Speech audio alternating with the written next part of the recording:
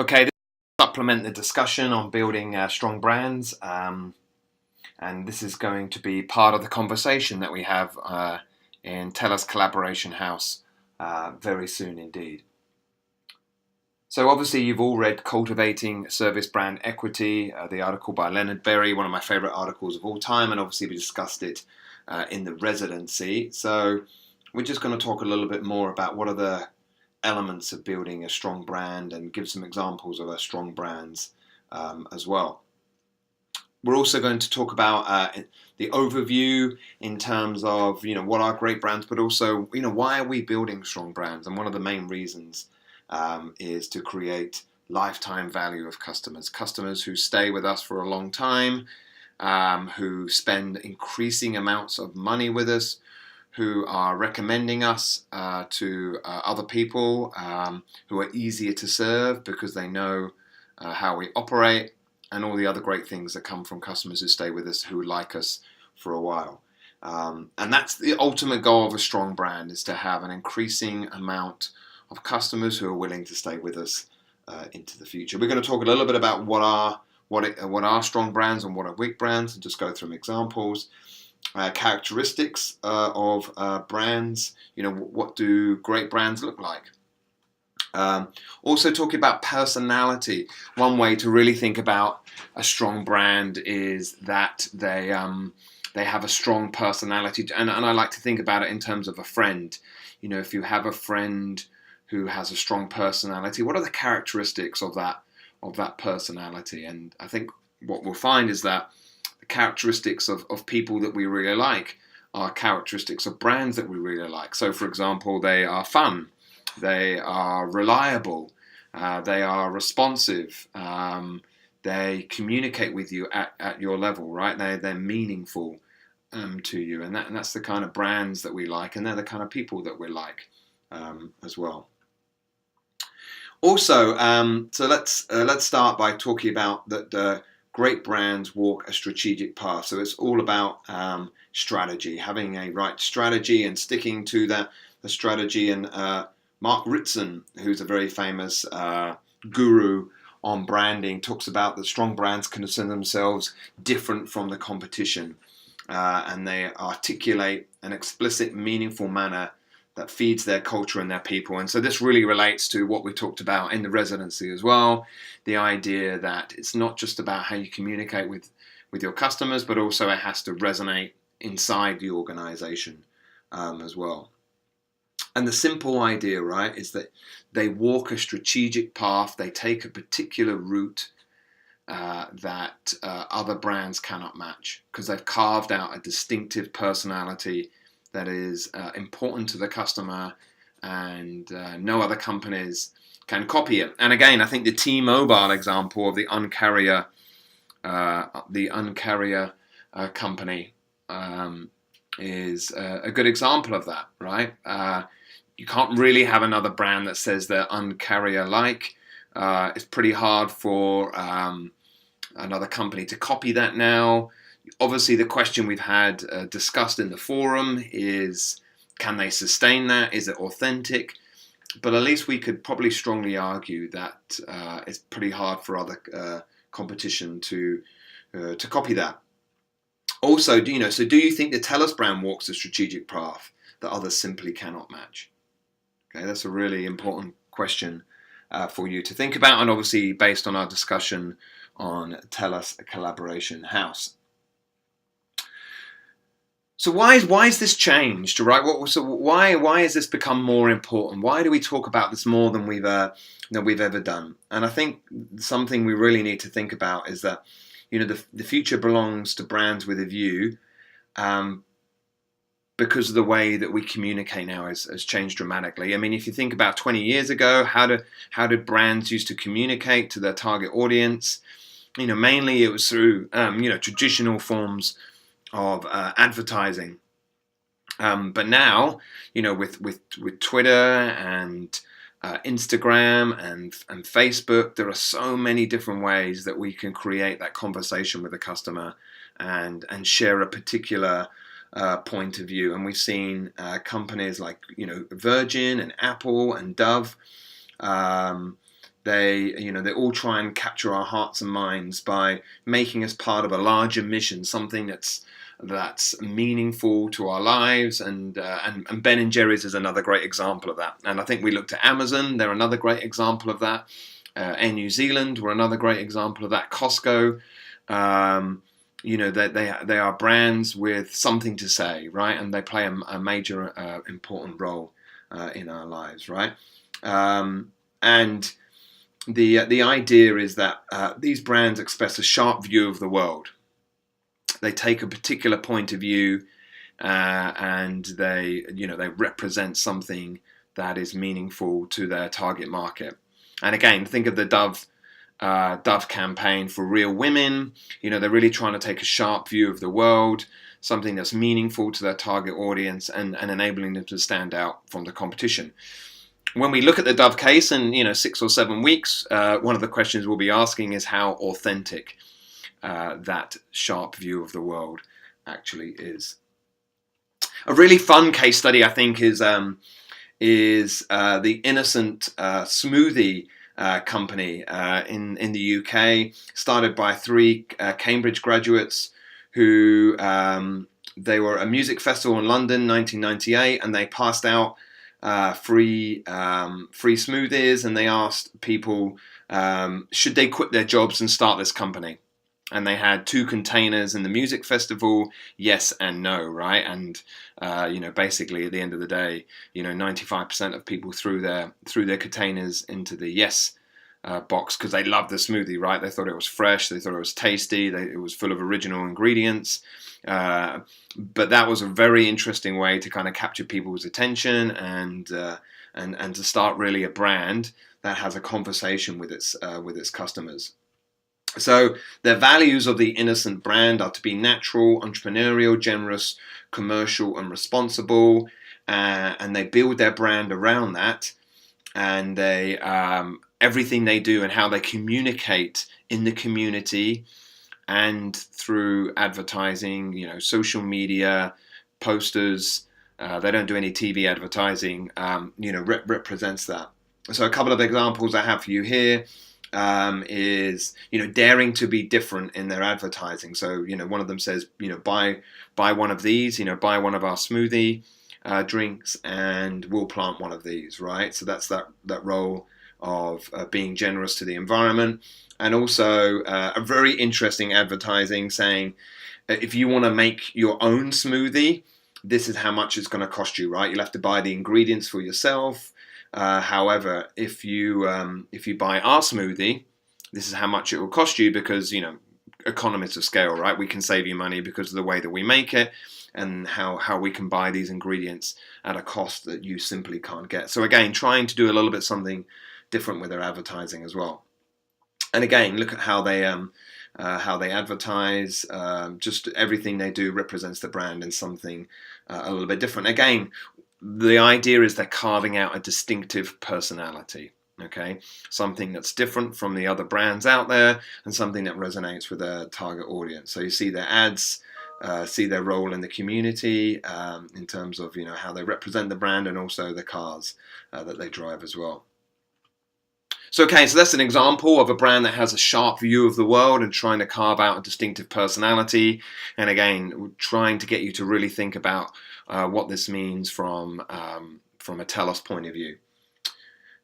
Really, one of the ultimate goals of building a strong brand. Why do we want to build a strong brand, right? Well, we want to build a strong brand so we can attract customers to that brand away from the competition, which is really important in a saturated market, but also then to hang on to those customers so that they will spend increasing amounts of money with us. So, there is an opportunity for some Telos customers, not all, particularly on the East, but on the West, Telos customers, could have a landline with Telos, Optics TV, they can have a cell phone with Telos, and then, if they like you as a residential, as a retail customer, but they also own a business, well, then maybe they're going to use Telos also for their business as well, right? Because you've shown that you're a great brand from their own personal point of view. Of course, the reverse could be true as well, right? You could be a business customer that uses Telos, and you decide because they're so good, you'll use them in the retail context as well. So there's lots of opportunities for Tellus to extend their brand from a lifetime value of a customer's point of view. Here are just a couple of examples of companies who have actually worked out how much the lifetime value of their customer is. So automo dealers have said, roughly, it does depend on the brand, around $250,000, because, you buy a car, you service your car with that particular automo dealer, and then you rebuy from them. So there's a great lifetime value there. Even pizza restaurants, they've discovered, $10,000 is the lifetime value if you keep rebuying a few times a month from that pizza company. So, when you lose a customer, then you're losing that future revenue stream. Same for orange juice and retailers like Gap as well, right? If you like that retail brand and you like shopping there, again, think of Costco, then think how much of a future revenue stream that you can get. One of the things that really drove people's thinking about strong brands was the research that was done 20 years ago on profitability of customers. And they took a number of customers for, credit card companies, customers from laundry companies, banks, and they analyzed the profitability of these customers over time. Over a 7-year period. And what they found was in the first year, you actually lose money on customers, right, through acquisition costs. But then over time, as the customer stays with you, they become increasingly profitable, right? Because they buy more from you, they're easier to serve, so there's reduced costs. They'll often pay a price premium because they're not looking for the lowest price, so they're not willing to negotiate. They don't mind not negotiating so much. And also they found that, customers who stay with you then will refer your business, so you can make money from that as well. We mentioned this in the residency as well. Also the idea that if customers stay with you for longer and longer, right, then they're worth more money. So in this example here, if your defection rate is 10%, that means on average your customers stay with you for 10 years. Okay, and this is the revenue stream that you can gain from them, right? But if you can reduce your churn rate to 5%, so only 5% of your customers are leaving a year, that means on average they stay 20 years. Well, think of all that additional value you capture from that customers, right? But you can only deal with that, you can only do that by building a strong brand and serving your customers in the right way. So, what is a strong brand, right? What does it mean from a customer's point of view? So, in the residency and in the article, cultivating service brand equity, we looked at it about how to actually build a strong brand. Okay, so make the emotional connection, dare to be different, determine your own fame, internalize the brand. That's the mechanics of building a strong brand. But what does a strong brand look like from a customer's point of view? Well, there is kind of four parts to this. One, familiarity, right? Brand awareness. If you're not familiar of that brand, then it can't really be a strong brand, can it? Also, favorable, right? You have to think positive things of it. You could be aware of a brand, but you don't like it, right? So that's not really a strong brand, is it?